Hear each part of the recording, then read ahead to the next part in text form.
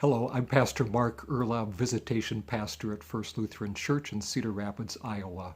Welcome to This Light for Today. Like many congregations around our country, we did something rather unusual last weekend. We told people, don't come to church. Instead, we live streamed our worship service right to people's homes, and we invited people to join us online, and we were heartened to see how many people self-reported that they had done this. I was also rather amused to note how many people actually admitted to joining the worship service while they were wearing their pajamas. While this leisure can be enjoyed occasionally and for the novelty of it, the reality behind it in this case is a bit disquieting. There's an emptiness that has settled on many places that are usually bustling with activity: the theaters, the cafes, gymnasiums, and beaches, and offices. And yes, the churches too have become quiet and still, as we've been told not to gather. Stay at home.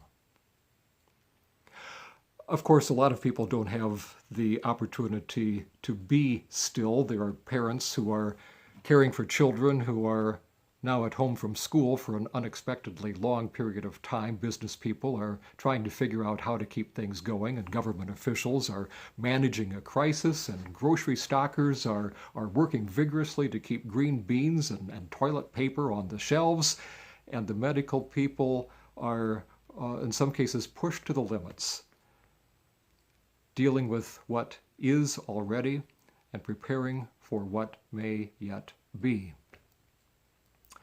Psalm 46 begins, God is our refuge and strength, a very present help in time of trouble. Therefore we will not fear. Many people find comfort in the words of this psalm, although perhaps the no fear part might be a little bit overstated.